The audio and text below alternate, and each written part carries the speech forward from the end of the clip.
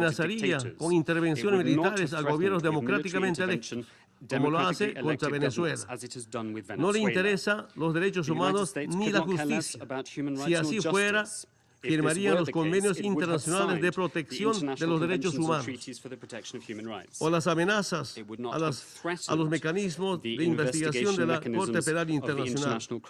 No promovería el uso de la tortura. No abandonarían el Consejo de Derechos Humanos y no separarían a niños migrantes de sus familias ni los pondrían en jaulas. A Estados Unidos no le interesa el multilateralismo. Si así fuera, no se habrían alejado del Acuerdo de París o del Pacto Global de Migraciones.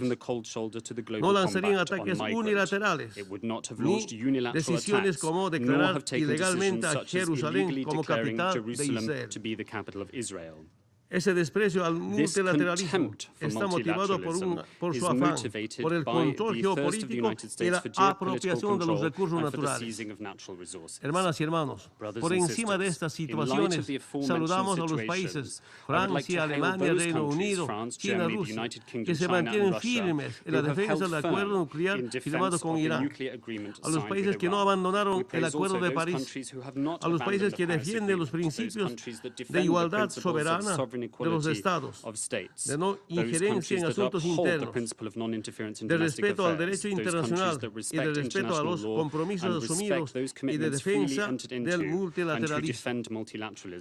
La responsabilidad de nuestra generación es entregar un mundo más justo y más seguro a las siguientes generaciones. Eso solamente se conseguirá si es que trabajamos juntos para consolidar un mundo multipolar con reglas comunes para respetar y defendiendo todas sus amenazas a las Naciones Unidas. Muchas gracias. Thank you, Mr. President. I now give the floor to His Excellency from Peru.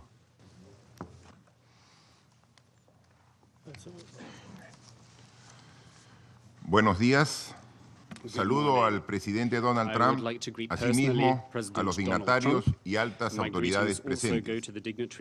El Perú saluda la convocatoria a esta reunión de alto nivel para centrar la atención del mundo y del Consejo de Seguridad en la necesidad de contrarrestar la proliferación de armas de destrucción masiva y sus sistemas vectores, hoy que conmemoramos el Día Internacional para la Eliminación Total de las Armas Nucleares.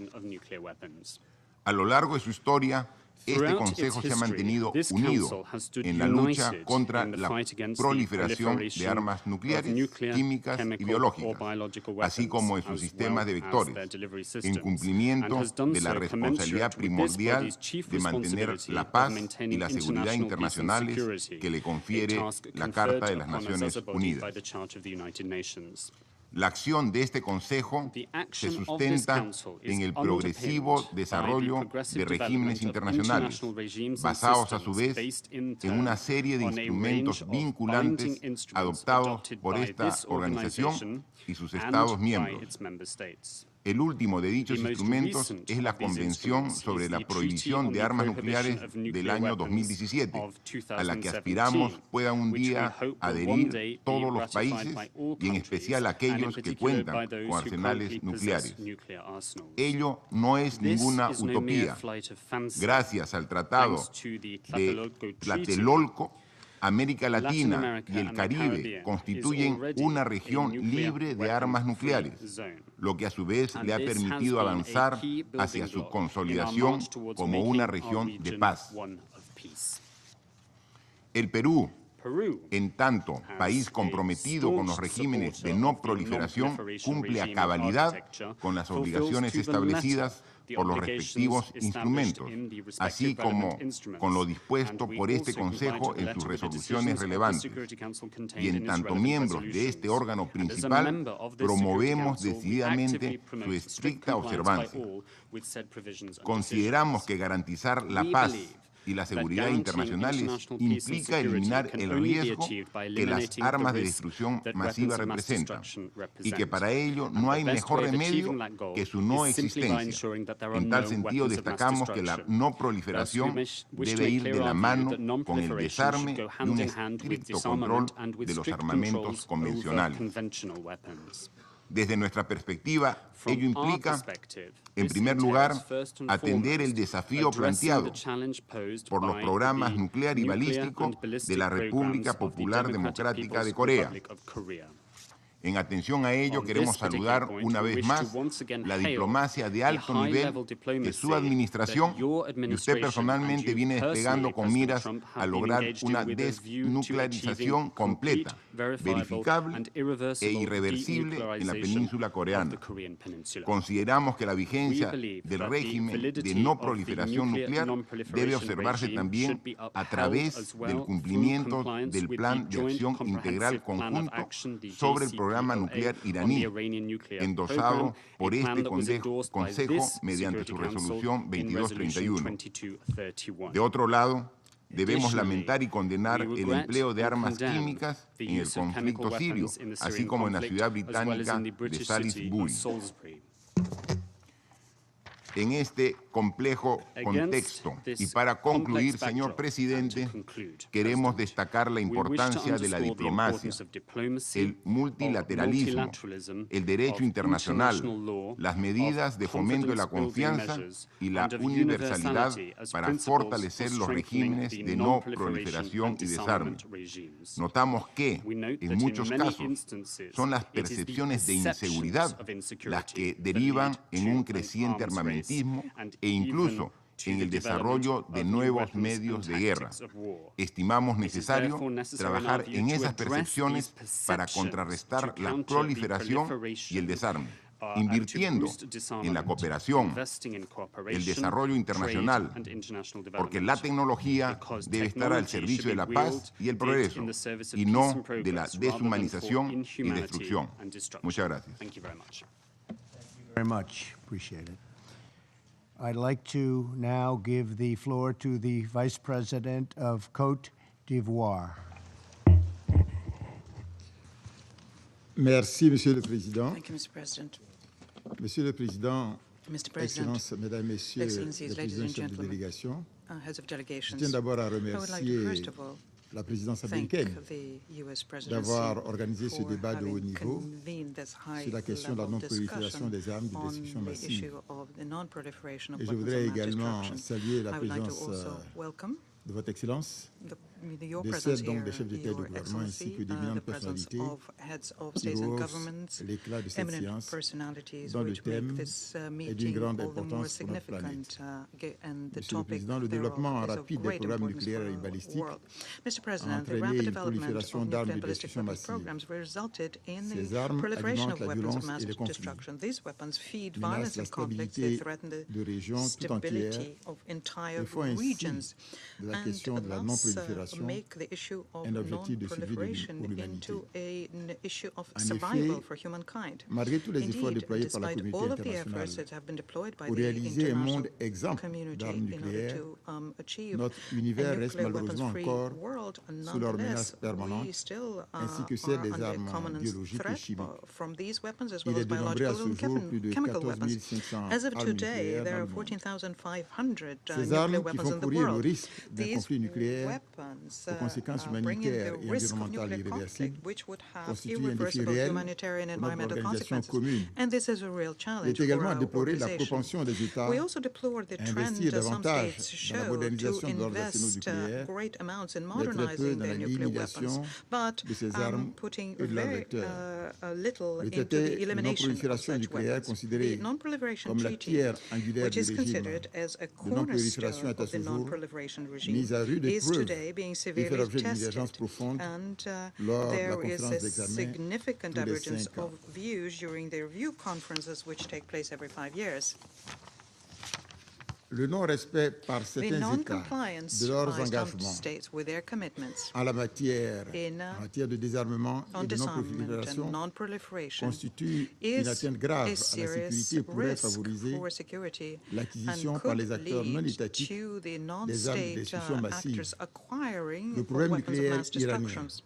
la The issue situation au of Moyen-Orient, the Iranian notamment nuclear en Syrie, issue, avec the les situation in the allégations Middle d'utilisation East, d'armes chimiques, Syria, with allegations of chemical weapons use, the use of ballistic missiles in Yemen, and the issue of the Korean Peninsula nuclearization, real difficult Gordian knots and real sources of concern for the international community. These situations are such that they compel us to place the issue of proliferation of weapons of mass destruction among our highest priorities. Given the situation, the Security Council, which is to maintain international peace and security, has to continue shouldering responsibility in the area of non-proliferation. In this context, Cote d'Ivoire calls for the implementation of the relevant resolutions of Security Council and the implementation of the various legal instruments, those which are covering the areas of disarmament and non-proliferation. We invite, therefore, member states to discharge, with the support of the Organization for the Prohibition of Chemical Weapons, discharge their international obligations which stem from the Convention, which bans the development, manufacturing, stockpiling, the use of chemical weapons and calls for their destruction. In this context, I would like to say that Cote d'Ivoire is party to all of the treaties and important conventions in the area of non-proliferation, and we incorporated into our national laws all of the commitments which flow from national legal instruments. In the disarmament area, the step-by-step approach did not result in the desired effect, and we therefore call those states which have nuclear weapons to consider a new, more effective approach. Mr. President, we welcome the adoption on the 7th July 2017 of the treaty banning nuclear weapons. They underscore that it's important to implement it rapidly. Outer space, which is considered, and rightly so, as a common good for humankind, warrants our constant attention and requires an urgent adoption of an international, legally binding instrument in order to prevent an arms race in space and make sure it does not become militarized. Further, we underscore the need for the international community to have a more binding instrument in the area of biological and toxin weapons.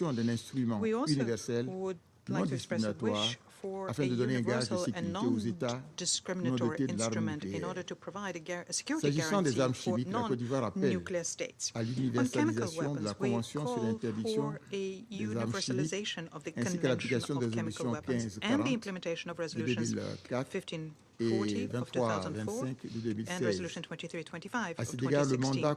Disregard the mandate conferred on OPCW during the special meeting on the 26th and 27th July in The Hague, the mandate to identify and to bring to justice the perpetrators of chemical weapons attacks could greatly contribute towards settling the issues related to the allegations of chemical weapons use.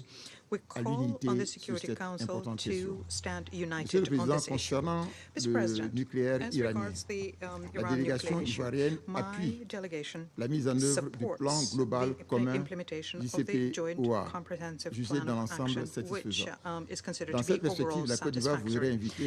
In this regard, we would like to invite the stakeholders to work out their differences over this agreement, which resulted from an extraordinary international compromise and remains to date a certain guarantee for the implementation of the NPT and helps with regional peace and stability. Mr. President, on the situation in the Korean Peninsula, Cote d'Ivoire welcomes the positive developments we have been witnessing recently. The historic meeting on the 12th of June in Singapore between Your Excellency and the North Korean leader, Kim Jong-un, is a major milestone in this new regional dynamic. We reiterate here our attachment to the principles of peacefully settling disputes through dialogue and talks, and we urge all of the stakeholders to reject definitively any use of military option which could lead to terrible and irreversible consequences for the planet. To conclude, we'd like to, in Cote d'Ivoire, reaffirm our attachment to multilateralism, international law, and underscore the need to assign high priority to the preservation of the non-proliferation regime, non-proliferation of nuclear weapons, chemical weapons, their vectors, and the promotion of disarmament and arms control. I thank you for your attention. Thank you very much. I now give the floor to the Prime Minister of the United Kingdom. Thank you, Mr. President, and thank you for convening this important debate. There is no greater threat to international peace and security than the proliferation of weapons of mass destruction. These issues matter to every man, woman and child around the globe. And the United Kingdom, like the other permanent members of this Council, has a special responsibility to protect the significant gains we have made in the last 70 years. Because the international community has invested huge energy into containing the horrific forces that emerged in the 20th century. The multilateral framework of treaties countering the proliferation of weapons of mass destruction is one of the greatest achievements of the international community, demonstrating the value of global cooperation. It has improved all of our security. It has brought a measure of predictability and stability, and it has paved the way to arms control agreements and disarmament. When many of us around this table were born, it was feared dozens of nuclear weapons states might emerge. Instead, the Treaty on the Non-Proliferation of Nuclear Weapons has seen a remarkable near 30 states abandon their pursuit of nuclear weapons. Global stockpiles have been reduced by close to 80% since their Cold War peak. That is true success on a truly global scale. Similar, if not greater success, has been achieved on chemical and biological weapons.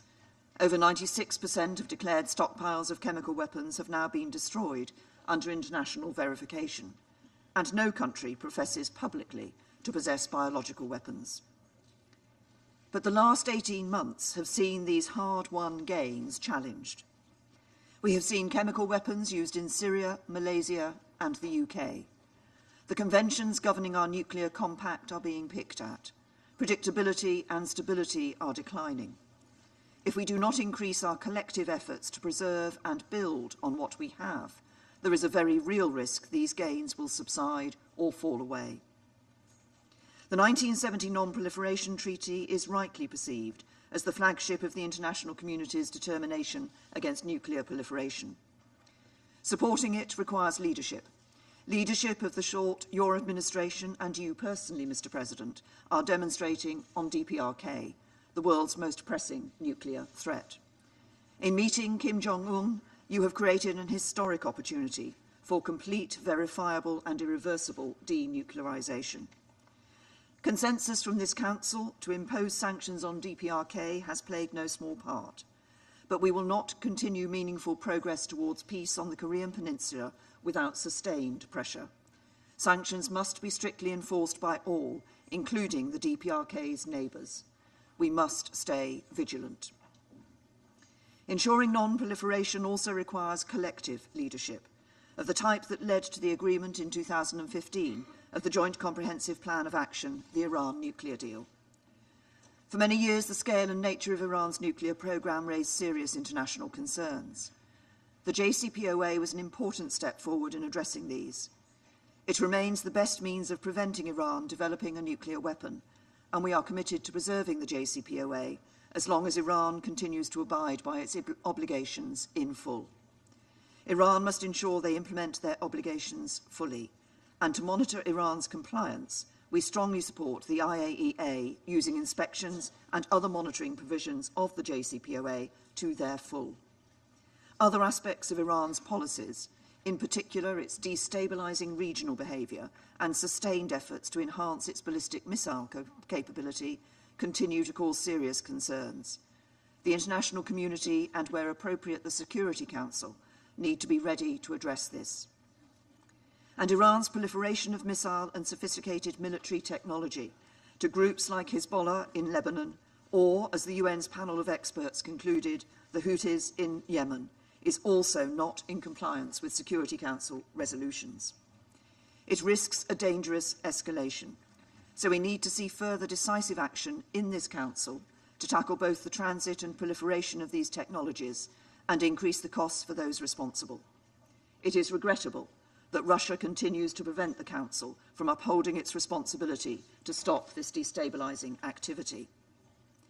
Mr. President, nowhere are the grim consequences of the erosion of global norms on weapons of mass destruction more apparent than in Syria, where the UN has concluded that Assad's regime has repeatedly used chemical weapons. a direct assault on a near-century-old ban, vital to our collective peace and security. Yet Russia has repeatedly wielded its veto to prevent the Security Council from holding the Assad regime to account, even shutting down the international body established to investigate chemical weapons use in Syria. So I welcome the decision of 150 countries in June, the largest gathering in its history, to empower the OPCW to attribute responsibility for chemical weapons attacks in Syria and to put in place arrangements for attribution for any country which requests it. And I would like to thank President Trump and President Macron for their shared determination with the UK to deter the use of chemical weapons in Syria through US, UK and French joint military action in April. These actions sent a clear message to the Assad regime.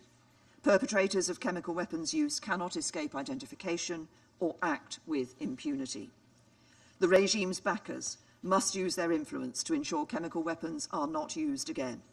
For there must be no doubt we will respond swiftly and appropriately if they are. The UK saw the consequences of these norms being eroded in Salisbury this year, when Russia recklessly deployed a nerve agent on our streets. The United Kingdom has presented detailed evidence, clearly laid out in charges of attempted murder and the use and possession of a chemical weapon against 2 agents of the Russian state. We have taken appropriate action with our allies, and we will continue to take the necessary steps to ensure our collective security. Russia has only sought to obfuscate through desperate fabrication. Permanent members of the UN Security Council must not attack and undermine the international non-proliferation regimes and the institutions that underpin them. All members of the Council must fulfill their responsibilities to safeguard them in support of international peace and security. It is my sincere hope that Russia will rejoin the international consensus against the use of chemical weapons and the collective effort to uphold it. If so, this Council will again be able to work together to rid the world of chemical weapons. But if not, we should leave no one in any doubt of the international community's determination to uphold international non-proliferation regimes. Not all the challenges faced by the Counter-Proliferation framework come before this Council, but they are no less urgent. We need to strengthen the rules to keep pace with new technologies and more complex global supply chains. We must help every UN member to develop their capabilities and regulation and ensure they are able to make their contribution to this global effort. The quiet but essential role the United Nations plays must be at the heart of these efforts. So as UN members, we should invest the expertise and diplomatic resources necessary in the conventions.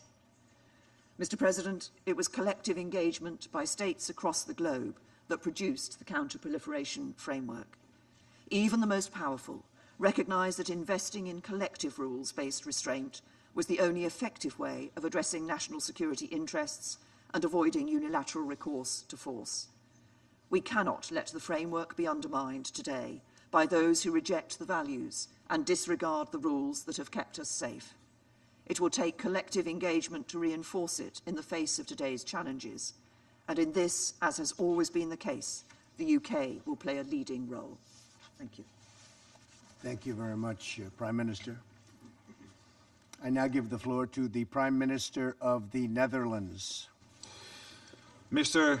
President, Your Excellencies, ladies and gentlemen, this year there have been several occasions when weapons of mass destruction have endangered our security, undermined international stability and caused terrible suffering.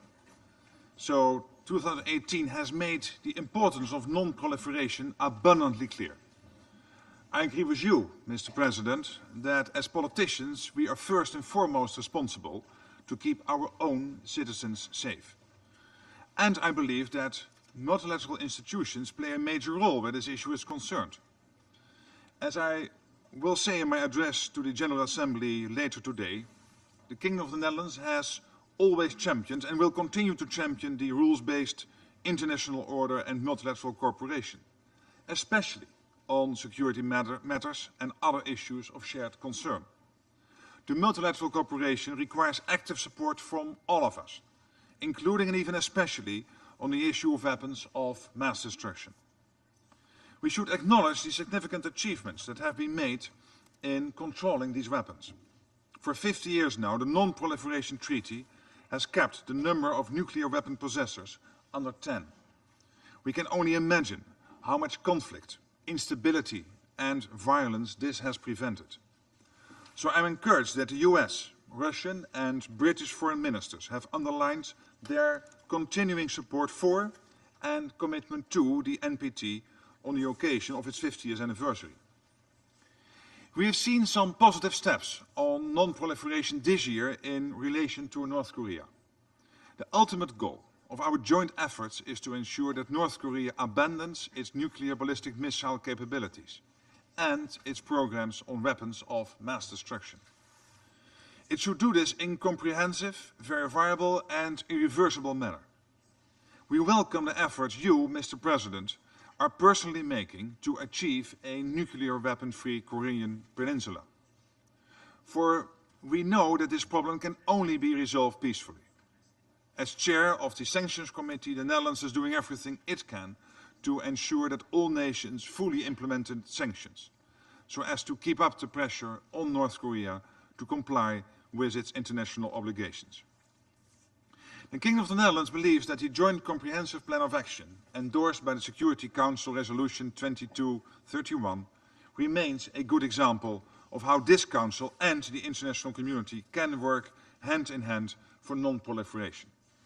The International Atomic Energy Agency has concluded in 12 consecutive reports that Iran is abiding by its commitments under the deal. As long as this continues, we will also uphold our commitment to the deal. At the same time, we are concerned about Iran's role in the region, its ballistic missile program, and its human rights record. In particular, Iran's support for Hezbollah and the role Iran plays in Syria and Iraq, and in the development of missiles by the Houthis in Yemen, remain serious concerns for the Netherlands. They need to be addressed. Mr. President, the repeated use of chemical weapons is deeply alarming. It causes terrible human suffering and erodes the established international norm. There should be no impunity for any use of chemical weapons, not for the large-scale attacks in Syria, nor for the individual attacks in Malaysia and the United Kingdom. The same goes for the possible use of chemical weapons by the Syrian regime in Italy. All of us, both within and outside this Council, bear a responsibility. Because of the stalemate in this body, we have tasked the Organization for the Prohibition of Chemical Weapons to investigate and identify those responsible for the use of these weapons. We cannot sit back. We have to speak up, take action and firmly support the OPCW so that the perpetrators can be brought to justice. And we need to do this together. Indecisiveness by countries that claim to support the principles of disarmament and non-proliferation could ultimately have disastrous consequences.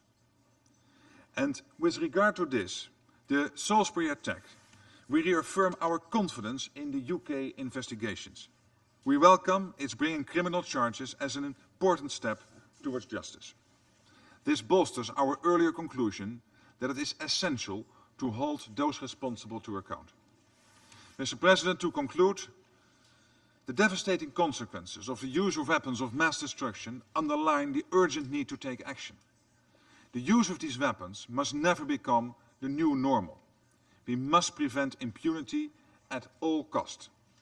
A legal norm can only be effective if we collectively uphold it, together, as part of a multilateral effort. Thank you. I thank the Prime Minister for his statement. I now give the floor to the Deputy Prime Minister and Minister of Foreign Affairs of Kuwait. Thank you. بسم الله الرحمن الرحيم.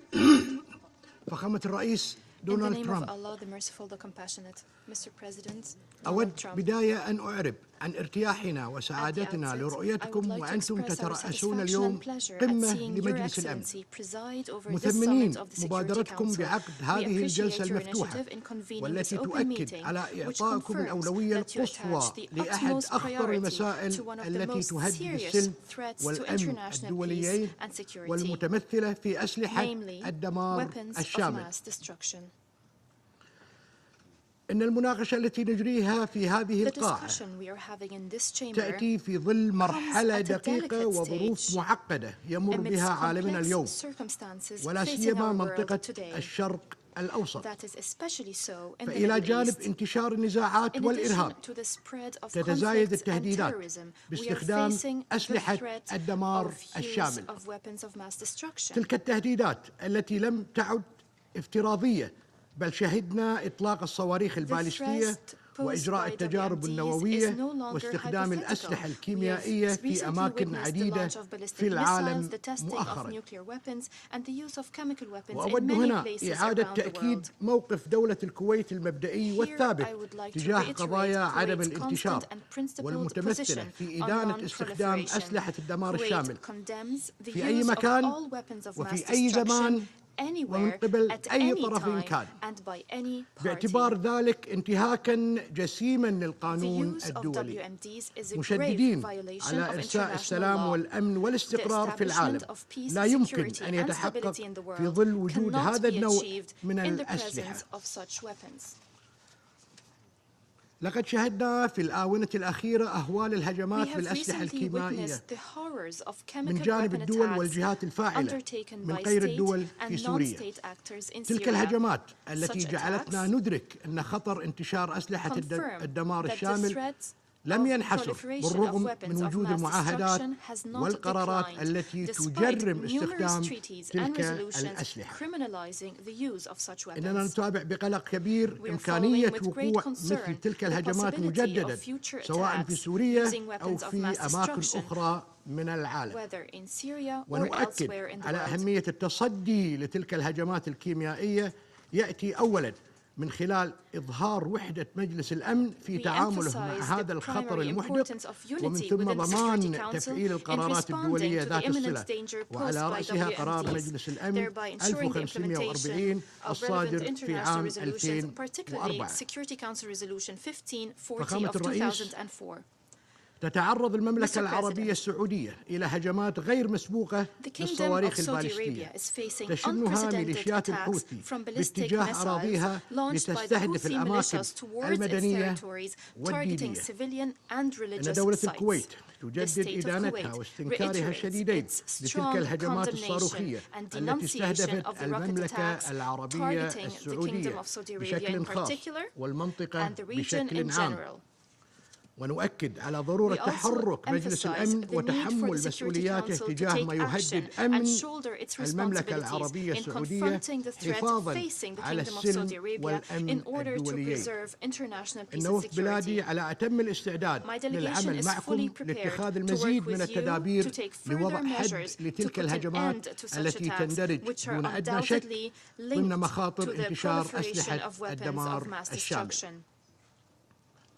وفي خضم الأحداث التي تشهدها منطقة الشرق الأوسط، تواصل دولة الكويت التزامها بدعم كافة القرارات الأممية، ورحبت بصدور قرار مجلس الأمن 2231 الصادر في عام 2015. ففي الوقت الذي تستمر فيه الجمهورية الإسلامية الإيرانية بتنفيذ ما نص عليه ذلك القرار وصدور تقارير الوكالة الدولية للطاقة الذرية التي توثق تنفيذ إيران بالتزامات ذات الصلة بالمجال النووي، إلا أننا نلاحظ بقلق التقارير الأممية المستقلة التي تشير إلى استمرار إيران في دعم وتمويل الميليشيات والأحزاب المسلحة في الدول العربية، وخاصة تدخلاتها في الشأن اليمني. كما أكد قرار جامعة الدول العربية الصادر بتاريخ 11/9/2018 على أن الأراضي اليمنية باتت منصة لإطلاق الصواريخ البالستية الإيرانية الصنع على جيرانها، وتهديداً للملاحة البحرية في مضيق باب المندب والبحر الأحمر، وهو ما ينعكس سلباً على أمن واستقرار اليمن والمنطقة، معتبرين ذلك خرقاً لقرار مجلس الأمن 2216 الصادر في but عام also constitutes a violation 2015. of Security Council كما Resolution طالب 2216 القرار of العربي 2015. إيران بالتوقف عن The تلك League of Arab الممارسات States وعن كل resolution ما also يضر بأمن calls on ومصالح Iran to دول cease those acts المنطقة and all such والعمل acts على which اتخاذ adversely خطوات affect the نحو بناء security and الثقة best مع interests of states in جيرانها the region في and المنطقة undertake وصولا إلى confidence-building إرساء measures with علاقات neighbors in قائمة the region على حسن in order to الجوار establish والتعاون ties based on good والاحترام neighborliness, المتبادل cooperation, وعدم mutual التدخل respect في and الشؤون non-interference in the internal الداخلية. affairs of states. فخامة الرئيس، Mr. President, أصحاب الفخامة والمعالي، عندما أتحدث من هذا المحفل as I address فإنه you من from دواعي this الفخر forum, والاعتزاز I أن consider it أتحدث a great كممثل عن honor الدول to العربية speak as a في مجلس representative of الأمن the Arab states حاملا in the معي Security هموم Council, ومشاغل conveying the شعوب concerns محبة and للسلام preoccupations of our وتواقة peace-loving للأمان peoples and their والاستقرار. aspirations to security and ومن هذا stability. المنطلق In this تؤكد دولة context, الكويت the state of وكافة Kuwait الدول and العربية all على other إيمانها Arab المطلق states بالعمل reaffirm متعدد their الأطراف absolute تحت faith مظلة in الأمم multilateral المتحدة action under the والأهداف umbrella of the والمبادئ United Nations والالتزامات according to المتفق the objectives, عليها وفقا principles and commitments للميثاق agreed upon in وتشدد the على Charter. الموقف العربي تجاه أهمية We also تحقيق emphasize the عالمية Arab معاهدة position عدم on the الانتشار importance of achieving the تلك المعاهدة universality of التي the تم الاتفاق على Non-Proliferation التمديد Treaty, اللانهائي which لها was بعد extended اعتماد مؤتمر indefinitely after المراجعة the review في عام conference adopted in 1995. 1995 قرار إنشاء منطقة خالية من It is الأسلحة important النووية to وغيرها implement the من أسلحة decision to الدمار establish a الشامل zone في الشرق free of nuclear الأوسط. weapons and other weapons of mass destruction ونجدد هنا in the الموقف Middle East. العربي الداعي And we للدول reiterate الراعية here الثلاث the Arab position لقرار الشرق calling upon الأوسط the الصادر three في عام sponsors of the 1995 1995 Middle East والذي resolution يمثل جزءا لا يتجزأ من صفقة التمديد to shoulder اللانهائي their للمعاهدة responsibilities إلى by تحمل implementing that مسؤولياتها resolution, في تنفيذ as it is ذلك an integral القرار. part of كما the نؤكد indefinite على extension ضرورة of the انضمام إسرائيل Non-Proliferation Treaty. إلى We معاهدة also عدم emphasize the الانتشار need for Israel to وإخضاع جميع accede to the منشآتها Non-Proliferation النووية Treaty and to لرقابة place all وإشراف its nuclear الوكالة facilities under الدولية the supervision and للطاقة monitoring of the الذرية International لا Atomic سيما Energy وإنها Agency, الدولة الوحيدة في especially الشرق as it is الأوسط the only التي country لم in the Middle تنضم East حتى that الآن has not إلى yet معاهدة acceded to the عدم Non-Proliferation الانتشار. Treaty.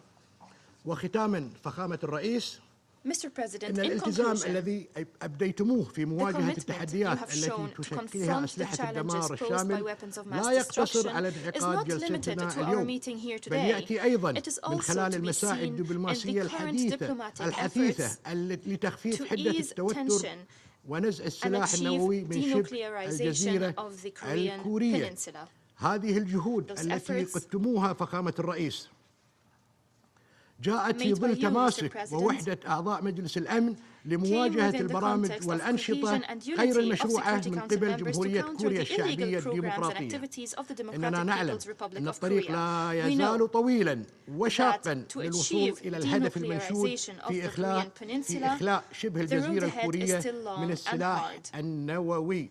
إلا أننا Yet we نعتقد أن believe الالتزام that the المطلق absolute and sincere والصادق من commitment قبل of كافة all الأطراف concerned parties, المعنية وكذلك as التنفيذ well as the الكامل full لكافة implementation of قرارات all مجلس relevant الأمن Security ذات Council الصلة resolutions, سيؤدي إلى will اتفاق lead to a سلام lasting دائم and وشامل comprehensive peace في agreement جزيرة in في شبه جزيرة the كوريا Korean peninsula, خالية من free الأسلحة of nuclear النووية. weapons. وشكرا لكم Thank you, Mr. فخامة President. الرئيس. I thank the Minister for his statement. Thank you very much. I now give the floor to the Minister for Foreign Affairs of China.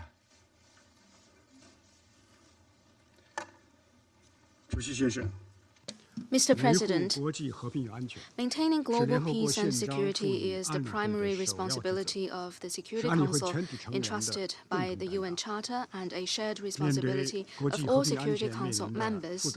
Given the complex challenges to international peace and security, how should the Security Council fulfill this mission and play its role? This is a question that deserves serious consideration. China believes the following. The Security Council should perform its function in a fair and just manner as mandated by the Charter. The Security Council must uphold the purposes and principles of the UN Charter and the universally recognized international law and norms governing international relations. It should safeguard the authority and role of UN in international affairs and sovereignty, independence, and legitimate rights and interests of all countries. The Security Council should stick to political settlement as the basic direction. The Security Council should be the strongest advocate for resolving differences and disputes through dialogue and consultation. It should effectively use all tools, including good offices, mediation, peacekeeping, and peace building. Step up preventative diplomacy to serve the larger goal of political settlement. The Security Council should enhance unity to promote consensus. All members must bear firmly in mind their responsibility for world peace and security, enhance unity and coordination, set aside geopolitical considerations, and ensure effective functioning of the Council and uphold the common interests of all UN members. The Security Council should strengthen overall planning and coordination to forge synergy. It should coordinate and cooperate with the General Assembly, ECOSOC, the Secretary General, and the UN Development System so that the political pillar and development pillar can support each other and efforts for lasting peace and for sustainable development can be mutually reinforcing. Mr. President, the proliferation of WMD and their means of delivery poses a real threat to global peace and security and is a challenge that we all face. China proposes that we step up efforts in the following three aspects. First, we need to champion the rule of law to consolidate and improve the international non-proliferation regime. The NPT, the Biological Weapons Convention, the Chemical Weapons Convention, the UNSCR 1540, and other Security Council resolutions constitute the legal foundation of the international non-proliferation regime. All of us should earnestly safeguard the universality, effectiveness, and authority of the non-proliferation regime, and in particular prevent terrorists and other non-state actors from getting hold of WMD materials and technologies. Second, we need to take multi-pronged measures to implement the non-proliferation treaty in a balanced manner. Every country must honor its word, shoulder its responsibilities, and fulfill international obligations. The non-proliferation treaty and agreements must be implemented in their entirety. No double standards, discriminatory arrangements, or selective enforcement should be allowed. Third, we need to bolster international cooperation and enhance all countries' non-proliferation capability. Government bears the primary responsibility of non-proliferation. Countries should be supported in developing their non-proliferation policies in line with national conditions and be encouraged to enhance non-proliferation law enforcement capacity building, carry out more exchanges and practical cooperation so that together we could shore up the shortest plank in a barrel and achieve universal security. Mr. President, the JCPOA on the Iranian nuclear issue is a hard-won achievement of multilateralism, conducive to international nuclear non-proliferation regime and peace and stability in the Middle East. There is no international agreement that is perfect. The JCPOA has been endorsed unanimously by the Security Council. What happened in the past 3 years shows that JCPOA is a viable agreement. China encourages Iran to continue to fulfill all commitments it has made. At the same time, the legitimate right of all countries to normal economic relations and trade with Iran should be respected. China calls on the relevant parties to bear in mind the big picture, think long-term, and uphold the sanctity, integrity, and efficacy of the JCPOA. Since the beginning of this year, the situation on the Korean Peninsula has shown major progress. China welcomes that, and China has made unremitting efforts for this to happen. China supports the important common understandings reached between the DPRK and U.S. leaders at the Singapore summit, support DPRK and ROK in improving their relations. We call upon all parties to seize the current opportunities, turn the political consensus into concrete actions, and work in the direction of setting up a peace mechanism on the peninsula and the denuclearization on the peninsula to realize lasting peace on the peninsula at an early date. Mr. President, China lives by its commitment to the purposes and principles of the UN Charter, to upholding the UN-centered contemporary international system, and has earnestly fulfilled its international responsibilities and obligations. We need to work together to uphold the efforts to realize peace and security for all. Before I conclude, I need to point out that China has all along followed the principle of non-interference in other countries' domestic affairs. This is a tradition of Chinese foreign policy. Our observance of this principle has received acclaim from the international community. We did not and will not interfere in any country's domestic affairs. We refuse to accept any unwarranted accusations against China, and we call upon other countries to also observe the purposes of the UN Charter and not to interfere in other countries' internal affairs. Thank you. I thank the Minister for his statement. Thank you. I now give the floor to the Minister for Foreign Affairs of the Russia Federation. Большое спасибо, уважаемый господин президент, уважаемые коллеги. В современном мире эффективная борьба с распространением оружия массового уничтожения приобретает особое значение для поддержания глобальной и региональной стабильности, для надежного обеспечения безопасности всех, без исключения государств. Конструктивное взаимодействие в этой сфере – важный элемент усилий по формированию позитивной международной повестки. Думаю, все согласны с тем, что резолюция Совета Безопасности, предполагающие конкретные меры воздействия в отношении нарушителей режимов who violate the non-proliferation regime that this resolution has to be strictly abided by. The cornerstone here is the basic resolution 1540. It contains the obligations of member states to undertake specific measures in order to prevent situations where weapons of mass destruction and its components end up in the hands of non-state entities. Of particular importance are also other Security Council decisions pursuant to resolutions, providing for sanctions for any kind of transfer of weapons to terrorists. There are facts of such transfers having taken place, and they need to be closely investigated. As was the case 50 years ago when the NPT was opened for signature, so is today our country is committed to the goal of ridding the world of nuclear threat.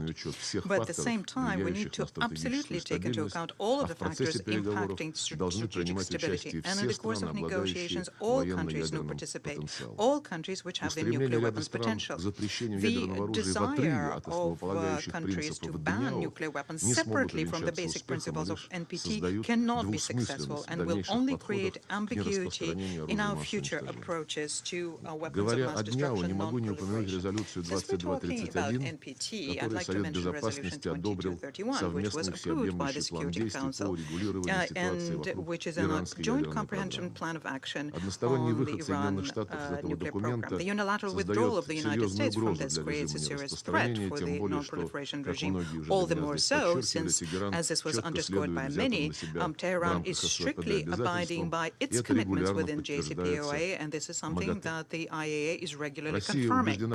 Russia is convinced that we need to keep JCPOA, and this is something that we're actively working on together with Iran, China, and the EU.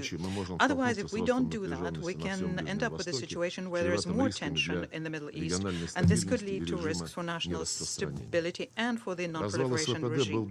The dismantlement of JCPOA would also be counterproductive also for the efforts underway now to denuclearize the Korean Peninsula. These efforts is something that we welcome and support. There are also serious obstacles to nuclear non-proliferation, and I am referring to the decision made by the United States to postpone for a long time, perhaps forever, the ratification of the Comprehensive Test Ban Treaty and the absence of progress in implementing the NPT decision to create a weapons of mass destruction free zone in the Middle East. There is also an alarming situation we're witnessing in the area of chemical disarmament, and this has to do first and foremost with what was done by certain Western countries, which keep leveling new unfounded accusations against them, accusing them of using the Syrian authorities banned substances, and we warn against strikes against the Syrian Arab Republic using a staged pretext. If this were to happen, this would be a gross violation of the Charter and would undermine efforts to foster the political settlement in that country. the government of Syria destroyed all of their chemical arsenal in line with the Russia-US agreement of 2013, and this agreement is enshrined in a Security Council resolution and also in a decision passed by OPCW. But on the other hand, the terrorist groups are entities which have chemical warfare agents. They learned how to synthesize them, but they're building labs for that. And this is something that we have been warned about this for a long time by intelligence services of many countries, including the American ones.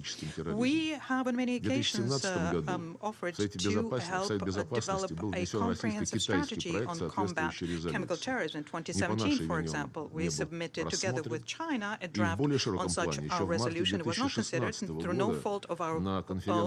More broadly speaking, at the Conference of Disarmament in Geneva, we submitted a draft convention on combating acts of chemical and biological terrorism. Sadly, the work on this is being artificially blocked, and you, I'm certain, know which countries are blocking that. Nonetheless, the proposals contained therein are on the table. At the same time, there is a deterioration of the situation in OPCW. There, our Western colleagues are trying to impose on its technical secretariat the so-called attribution functions, which is a gross violation of the convention and an infringement on the prerogatives of the Security Council. At the same time, what we're witnessing is an increase in unsubstantiated, highly likely style rhetoric about the Salisbury affair. At the same time, the UK is stubbornly avoiding the joint investigation that we've offered several times, despite the fact that this is part of her commitments in line with the Chemical Weapons Convention, the Vienna Convention on Consular Relations of 1963, Bilateral Consular Convention of 1965, and the European Convention on Mutual Legal Assistance in Criminal Cases of 1959. The question arises, if they do not want to cooperate, well, does this mean that they have something to hide? We call upon London once again to start a constructive dialogue in order to get to the truth. The way things are developing gives us reason to think that nothing can be excluded today, including a provocation involving biological weapons. Given the attempts I just mentioned to manipulate the status of the Chemical Weapons Convention, I'd like to warn against the temptation of using the Convention on Biological and Toxin Weapons for the same end. Let me recall, in line with the Convention, the right to initiate and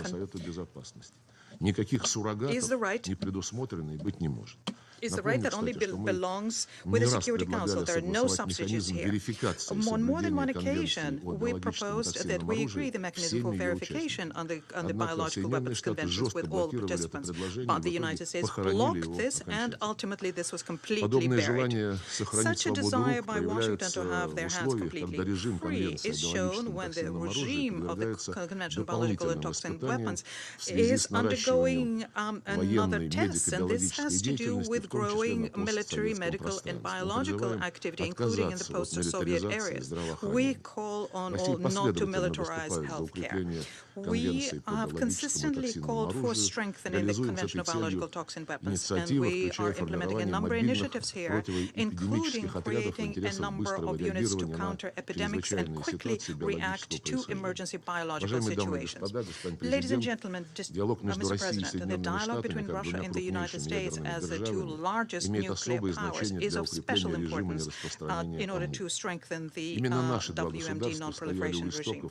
Our two states were at the inception of creating the general framework for multilateral cooperation in order to counter the weapons of mass destruction ending in the hands of non-stated entities and countering the acts of nuclear terrorism. We continue thinking that this interaction is of principal importance, not just for Moscow and Washington, but for the entire international community.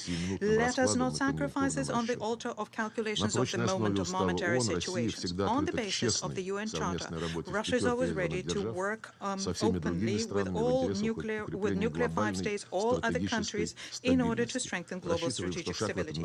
And we expect that a step in this direction will be made today at this meeting of the Security Council, which is a key body to maintain international peace and security. And we think that in this regard, the initiative undertaken by President Trump to convene this meeting is very, very timely. Thank you. I thank the Minister for his statement. Thank you. I now give the floor to the Minister for Foreign Affairs of Ethiopia. Mr. President, heads of states and governments, ministers, we thank the U.S. Presidency for convening this important high-level briefing on non-proliferation. We are very pleased to see you, Mr. President, presiding over this important meeting. Indeed, non-proliferation has been high on the agenda of this Council.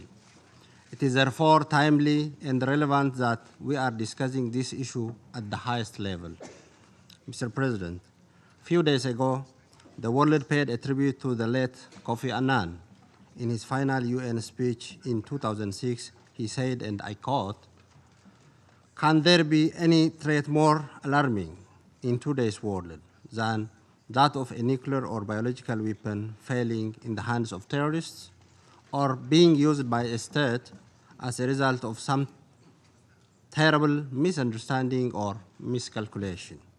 The more states have such weapons, the greater the risk, and the more those states that already have them increase their arsenals or insist that such weapons are essential to their national security. The more other states feel that they too must have them for their security." This is indeed the reality that we are facing today. Indeed, the proliferation of weapons of mass destruction is posing grave threats to global peace and security. From the DPRK and the Iranian nuclear issues to chemical attack in Syria and Salisbury incident in the UK. Proliferation risks have become one of the most serious challenges of our time. The international non-proliferation regime is under serious challenge, and global anxieties about nuclear weapons are at the highest level since the end of the World War. As Secretary General Antonio Guterres said, "We believe it is absolutely vital that we comprehensively address risk of proliferation. There is no other option but to strive to find a negotiated solution to some of the most difficult issues that we are facing at the moment through political and diplomatic means." We have all been observing the developments following the recent summit meeting between you, Your Excellency President, and Mr. Kim Jong-un, whose outcome had given us some sense of hope for the progress towards the denuclearization of the Korean Peninsula and the advancement of peace in the Northeast Asia. We encourage such endeavors, Mr. President, as we have a first-hand experience solving and bringing peace for the no-war, no-peace situation that existed for more than 20 years between Ethiopia and Eritrea through diplomatic means. Mr. President, we earnestly hope that you will maintain the momentum generated recently with the view to finding a comprehensive, peaceful, and diplomatic political solution to the DPRK issue in line with the relevant Security Council resolutions. This Council needs to continue supporting such endeavors. In this regard, the talk about a follow-up summit is indeed encouraging. We also welcome the outcome of the third Inter-Korean Summit in Pyongyang, and we hope this will lay the foundation for the concrete action towards sustainable peace, security, and complete and verifiable denuclearization on the Korean Peninsula in accordance with relevant Security Council resolutions. This Council needs to support the relevant parties to make progress in this direction. In this meantime, we believe the implementation of the sanctions regime continues to be very critical. With regard to Iranian nuclear issue, we remain convinced that the JCPOA represents a significant achievement for multilateralism. We, however, understand the challenges and difficulties in the broader implementation of Resolution 2231. While we reorganize the withdrawal of United States from the JCPOA presents a serious challenge. The commitment of the remaining participating countries is critical for the full implementation of the JCPOA.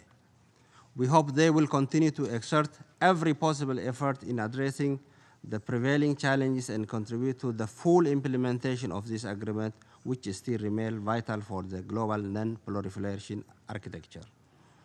In addressing the proliferation risk posed by non-state actors, we believe the 1540 Committee continues to have a significant role. Strengthening the assistance framework of this committee to member states aimed to addressing the implementation gaps continue to be important in comprehensively addressing the proliferation risk posed by non-state actors, including terrorists. Furthermore, strengthening the collaboration between the 1540 Committee group of experts and members of the Analytical Support and Sanction Monitoring Team established pursuant to Security Council Resolution 5026 and 2253 concerning Daesh, Al-Qaeda, and Taliban and associated individuals and entities requires attention from the Council. Finally, Mr. President, multilateral agreements such as the Biological Weapon Convention, the Chemical Weapon Convention, and the Non-Proliferation Treaty continues to immensely contribute to the prevention and elimination of the proliferation of weapons of mass destruction. At the time of great proliferation risk, it is in the best interest of all of us to preserve these important multilateral agreements to guarantee our collective safety and security and ensure their full and effective implementation. Let me therefore conclude my remark by reaffirming Ethiopia's unwavering commitment to continue fulfilling its international obligation by taking all the necessary measures to prevent the proliferation of weapons of mass destruction and their means of delivery into the hands of state and non-state actors, including terrorists, as well as by fully implementing the relevant Security Council resolution in this regard. I thank you. I thank the Minister for his statement, and I now give the floor to the Minister for Foreign Affairs of Kazakhstan. Thank you, Madam President. Excellencies, we are grateful to the U.S. Presidency for organizing today's summit meeting of world leaders focused on countering the spread and use of WMD. When previous distinguished speakers mentioned devastating consequences of the use and testing of weapons of mass destruction, I wish this audience and the world to understand that Kazakhstan, along with some other nations and vast territories, have been suffering from them since early days of the Cold War. And this goal is very close to Kazakhstan's heart and is one of the key priorities of my country's foreign policy. Kazakhstan's firm and unwavering commitment to international peace and security commenced upon our independence in 1991. Our head of state, President Nursultan Nazarbayev, took the daring and bold decision to renounce our nuclear arsenal and close the Semipalatinsk nuclear weapons test site, the fourth and second largest in the world, respectively. The international community acknowledged these actions as unprecedented and laudable by instituting the very date of the closure of the Semipalatinsk test site, namely 29th of August, as the International Day Against Nuclear Tests. This year, in September, the UN community commemorated the day in a new official high-level format at which the international community reinforced its plea for more effective steps to rebuild trust between nuclear and non-nuclear countries. Earlier this year in January, the signature event of Kazakhstan's presidency of the Security Council was devoted to the importance of confidence-building measures in achieving non-proliferation of WMD. CBMs succeeded in stopping the arms race and preventing a nuclear catastrophe in the past century. Today, the world expects from the nuclear powers a repeat of the same visionary actions, which unfortunately not being fully realized and acknowledged today. President Nazarbayev at the January's meeting, as well as in his manifesto, The World 21st Century, noted that the largest nuclear powers should be at the vanguard in the advocacy for a nuclear weapon-free world and lead by example in reducing the WMD. Past conflicts have showed that we cannot ensure our own security by undermining the security of others. President Nazarbayev has therefore urged all that only the complete elimination of nuclear weapons and disarmament would be the absolute guarantee against the use of or threat of use of nuclear weapons. He thus called upon all UN member states to build a nuclear weapon-free world by 2045 centenary of the United Nations.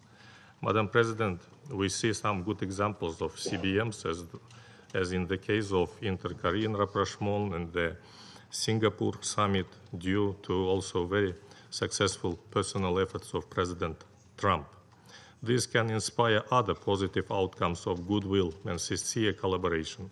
Kazakhstan fully supports such promising beginnings and is ready to share its practical experience and expertise, if necessary, based on above-mentioned our sad legacy. However, just trust by itself cannot guarantee sustained success unless supported by strict implementation of all existing regulatory legal instruments and Security Council resolutions on sanctions. Without diminishing the role of NPT, it is clear that the world needs a stronger international legal framework against WMDs. Presently, the non-asymmetric implementation of the treaty is impeding the trust between nuclear and non-nuclear countries. Nevertheless, the NPT should not lose its effectiveness and relevance amid such skepticism. The early entry into force of CTBT should also become one of the most important and necessary building blocks of the global architecture of non-proliferation. And this treaty, when fully operative, will definitely help foster mutual trust and confidence. Kazakhstan actively cooperates with the CTBTO and annually conducts high-level international events aimed at implementing effective practical steps to achieve a world without nuclear threats as the natural outcome of our commitments. To realize this goal, we must first and foremost establish a final ban on nuclear testing. Secondly, atoms for peace should remain our important moral compass. However, in the meantime, we should not stop struggling for legal ban of nuclear weapons, keeping in mind our paramount goal of accomplishing a nuclear weapon-free world. By opening the IAEA low-enriched uranium bank last year, Kazakhstan made another contribution towards strengthening the non-proliferation regime, as well as safe and reliable use of uranium for peaceful purposes. We are grateful to all donors, the United States, the European Union, Kuwait, the United Arab Emirates, Norway, and the Nuclear Threat Initiative, whose generous financial contributions have made this project possible. We also thank China and Russia for their cooperation regarding transit of low-enriched uranium and equipment for the bank through their territories. Madam President, how can we enforce non-proliferation and disarmament through the measures of the Security Council? Firstly, the Council must maintain its unity and common understanding to give the world a clear and unambiguous signal of our strong stance on these issues. It is vital to create the conviction among all that sanctions are interim measures and not an end in themselves. Their effectiveness should be measured by the degree of progress towards reaching political solutions peacefully. My President had also suggested withdrawal from the NPT should be made extremely difficult by possibly crafting a special UN Security Council resolution with serious implications for countries in breach of the treaty. President Nazarbayev also proposed developing a legally binding system of guarantees to be given by nuclear powers to those states who would voluntarily renounce their nuclear weapons, as well as those with non-nuclear status, as an incentive for their latter not to acquire such weapons. This is a fair step to be undertaken without significant expenditures. Nuclear weapons-free zones remain one of the effective measures to combat the spread of nuclear weapons. Thus, my President had proposed strengthening cooperation between nuclear weapons-free zones by organizing a high-level inter-zone meeting in Astana next year. P5 countries should encourage the expansion of such zones by providing them security guarantees. We therefore hope that the Central Asian nuclear weapons-free zone will be endorsed by the last remaining P5 country. Given the criticism of a considerably weakened non-proliferation regime in Syria, Kazakhstan is firmly convinced that the Council has to be united in tirelessly seeking a comprehensive solution on this issue of arbitration and prosecution without transferring such prerogatives to other structures, subjecting them to further polarization and politicization. The political resolution of the Syrian conflict will also help eliminate the vacuum that allows chemical weapons to be used with impunity. For our part, Kazakhstan will continue to provide the Astana platform of ceasefire and confidence-building measures as a complement and support to the Geneva process under the leadership of the United Nations. Regarding the JCPOA, this multilateral document has fulfilled its primary mission by putting Iran on a nuclear-free path, with the IAEA confirming that Iran has fulfilled all its nuclear obligations. Kazakhstan, with its reputation as an honest broker, hosted 2 sets of talks during the negotiations that led up to agreement. As the world's top uranium exporter, Kazakhstan contributed significantly by supplying 60 tons of raw uranium to Iran in exchange for Tehran sending over 300 kilograms of highly enriched uranium to Russia. All the parties to the agreement had acknowledged these measures as significant milestone, with this action constituting the first start of JCPOA's implementation. Notwithstanding the certain complications related to the obligations by some parties to the agreement, we hope for its further implementation. We propose to consider new concerns and challenges through all possible means of diplomacy without destroying the previous hard-won achievements. Finally, Madam President, it is necessary for all in this Council to demonstrate responsibility, political will and wisdom to make a quantum leap towards of great historic significance. We need the moral compass to go from narrow national interests to a greater vision of a safe and secure world. Thank you for your attention. I thank the Minister for his statement, and I now give the floor to the Minister for Foreign Affairs of Sweden. Thank you, Madam President. From listening to all countries around this table, I heard support for the idea that multilateral and diplomatic efforts are urgently needed to address the challenges of today. International peace and security and preventing conflict and terrorism are rightly highest on our agenda. I therefore thank you, Madam President, for convening this important meeting on non-proliferation. So, Madam President, we were asked to comment on 4 themes in this briefing: sanctions efficiency, capacity to implement, non-state actors, and weapons of mass destruction. And I think that the answer to all of these questions is close multilateral cooperation. The world would certainly be a much more dangerous place without the existing treaties and agreements of the global disarmament and non-proliferation regime. Yet that multilateral framework depends on our continuous commitment to collective solutions. In many parts of the world, we see modernization of nuclear weapons arsenals, increased missile capacities, the threat of chemical weapons use, and a normalization in the rhetoric surrounding all weapons of mass destruction. And history has shown us too many times that such steps forms a pathway to catastrophe. The nuclear weapon states bear a particular responsibility in upholding and making good on the commitment inherent in the NPT of a nuclear weapons-free world. And to this end, the review conference in 2020 must pave the way for enhanced disarmament and non-proliferation commitments.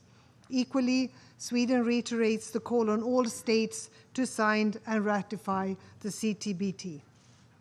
Madam President, the Non-Proliferation Treaty is the common tool towards disarmament and non-proliferation, but let me today also focus on 3 specific issues, and many of you have already touched upon them. The challenges, of course, to the Iran nuclear agreement, the DPRK's development of nuclear weapons, and the recurring use of chemical weapons. So first, the Joint Comprehensive Plan of Action, the Iran deal, is a historic achievement. It's a concrete example of effective diplomatic non-proliferation efforts. And this agreement prevents nuclear proliferation in Iran, but also aims to avoid ripple effects in the region. As the IAEA confirms, Iran continues to fulfill its nuclear obligations under the agreement. And as long as this is the case, the JCPOA effectively curtails Iran's ability to develop nuclear weapons. This is why Sweden, together with the rest of the European Union, deeply regrets the United States' unilateral withdrawal from the agreement, a decision with far-reaching consequences that makes our world more unsafe. And frankly, what are the alternatives to this agreement? Undercutting a concrete multilateral non-proliferation tool dangerously undermines our joint non-proliferation efforts elsewhere. Together with our EU partners, we will try to mitigate the adverse effects of the US policies. Sweden and the rest of the EU will continue to foster broad relations and dialogue with Iran, including on issues such as human rights. Iran's role in the region and missile activities are clearly a matter of concern.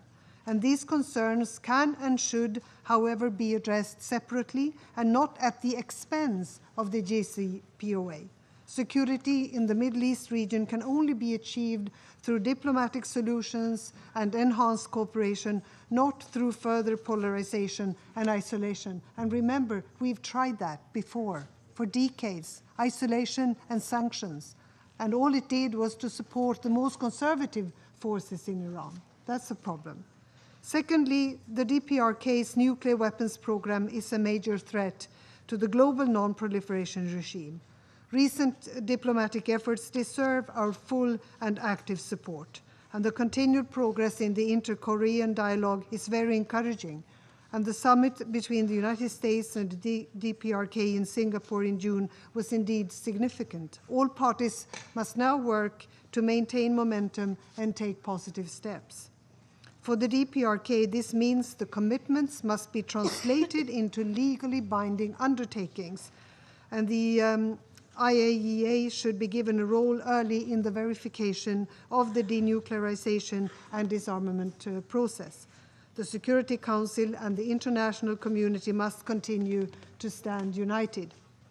Thirdly, the use of chemical weapons is a serious violation of international law, and every violation undermines established norms and risks eroding the international taboo on these weapons. And this is a very serious and worrisome development. The use of chemical weapons is morally abhorrent and can never be accepted. In Syria, the OPCW, UN Joint Investigative Mechanism, has confirmed that chemical weapons were used repeatedly by the Syrian Arab Republic and by Daesh.